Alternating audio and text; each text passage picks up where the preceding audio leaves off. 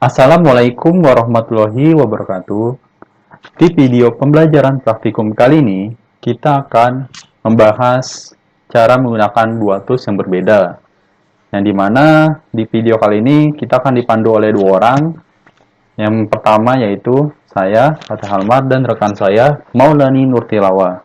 Oke, langsung saja kita masuk ke tools yang pertama, yaitu kapabilitas proses.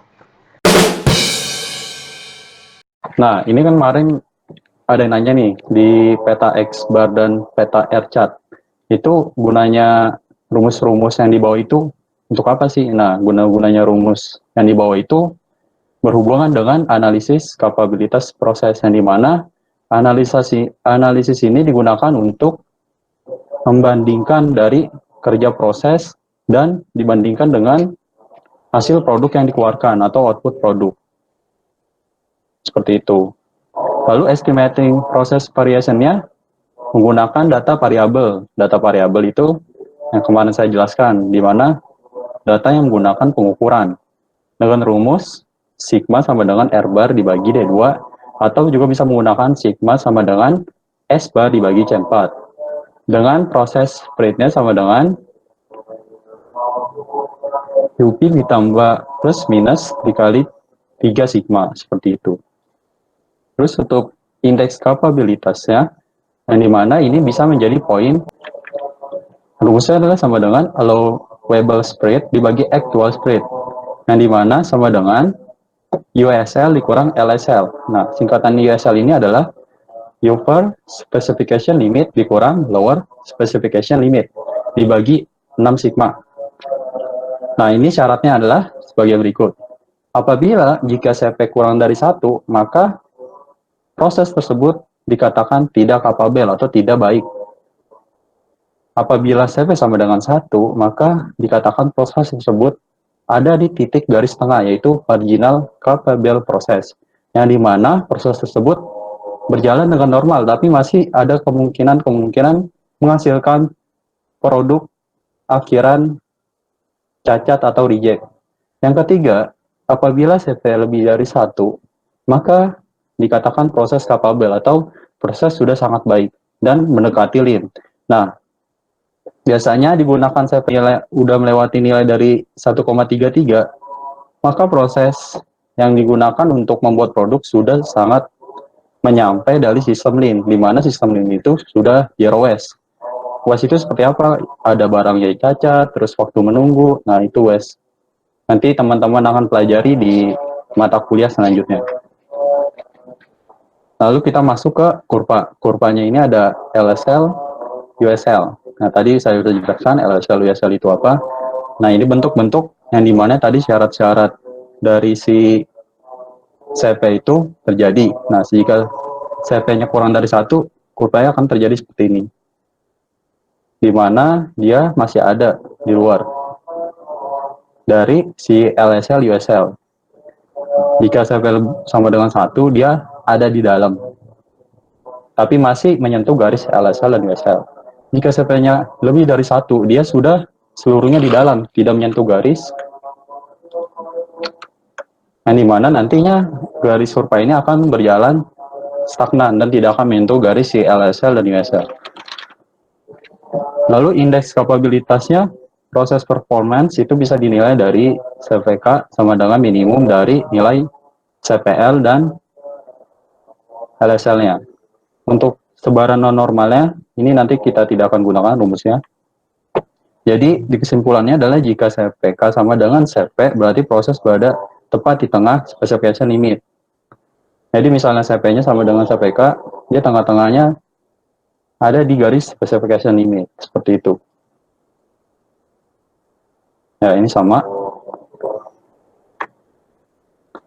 Nah, ini untuk indeks kapabilitasnya, one side tolerance. Untuk proses dengan LSL, itu rumusnya untuk mencari CPL sama dengan U, atau nanti kita sebut digunakan dalam data adalah X bar sama dengan lower specification limit dibagi 3 sigma. Untuk proses dengan USL-nya sama dengan CPU sama dengan USL dikurang X bar dibagi 3 sigma. Ini syaratnya adalah sebagai berikut. SPK selalu sama dengan nilai terkecil, CPL dan CPU. CPK sama dengan minimum CPL atau CPU, seperti itu. Nah, ini untuk mencari indeks kapabilitas percent of specification used, capability dari rasio. Nah, ini nanti kita akan masuk ke ANOVA, jadi sebelum kita masuk ke sana, kita akan menghitung bagaimana sih cara membuat si proses capability ini. Nah, untuk teman-teman yang kemarin udah tugasnya pada peta X bar dan peta R itu bisa dibuka. Nah, ini kan masih ada kotak-kotak yang kosong. Kita isi dengan menggunakan rumus-rumus kapabilitas proses yang ada di samping kanan ini. Pertama, kita isi simpangan baku atau sigma dengan cara R bar dibagi D2.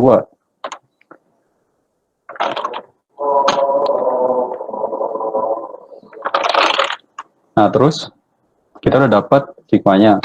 Tinggal kita cari CP-nya. CP-nya sama dengan diketahui nilai spesifikasinya sebesar 29 plus minus 1. Artinya di sini adalah spesifikasi yang diberikan oleh perusahaan sebesar angka tersebut. Nah, di mana nilai uppernya yaitu 29 ditambah 1, 30.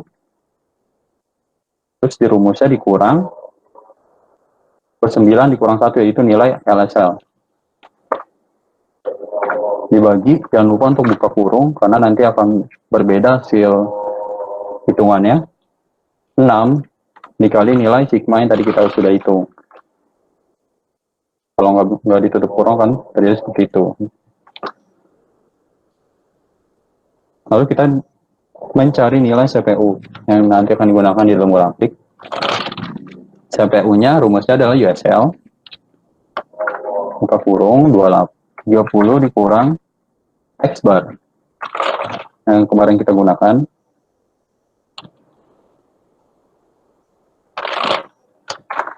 Lalu dibagi dengan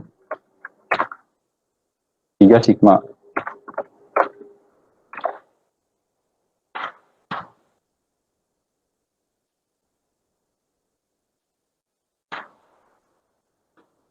Untuk CPL tinggal dibalik aja. X bar dikurang 28 dibagi 3 dikali sigma.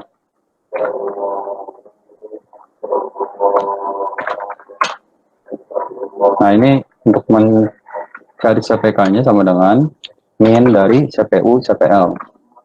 Jadi nilai paling kecil dari CPU CPL.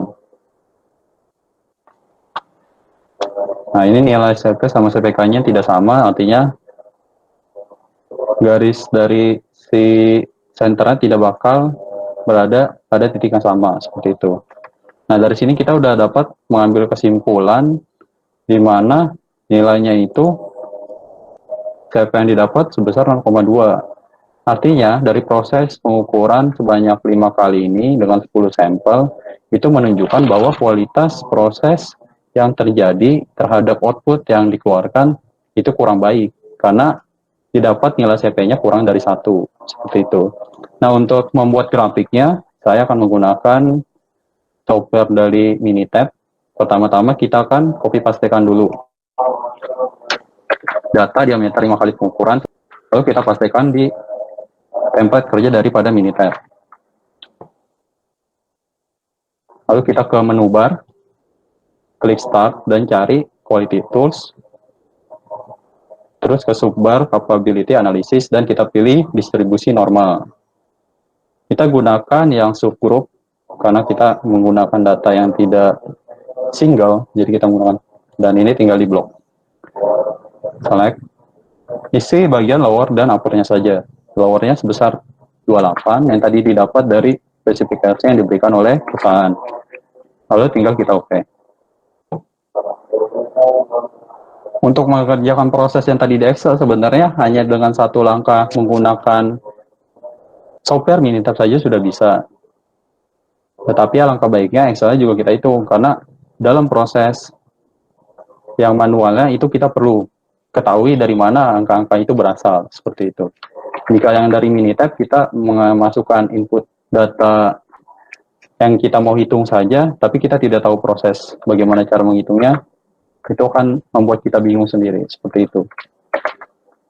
Alasan kenapa tidak bisa membuat diagram manualnya di Excel seperti sebelumnya adalah kita tidak bisa menggabungkan kurva, terus diagram histogram, serta titik garis koordinat ini dan membuatnya secara manual di Excel. Jadi kita harus menggunakan bantuan dari software Minitab, seperti itu. Nah, di sini udah dapat dari si kurva dan grafik histogramnya, di mana teman-teman bisa lihat nilai dari si titik USL dan LSL ini ada di sini. Sedangkan syaratnya proses tersebut baik adalah kurva tersebut ada di dalam sini. Nah, itu dapat disimpulkan bahwasannya proses tersebut tidak baik. Itu cara membaca grafiknya. Nah, teman-teman lihat juga di sini. Di sini sudah didapatkan nilai hitungan dari CP, CPL, CPU, dan CPK. Coba teman-teman samakan dengan perhitungan manual dengan Excel, sama atau tidak? Nah, sama. Ini kalau misalnya komanya kita jadikan 2 digit juga, silakan sama dengan yang di gambar grafik. Seperti itu.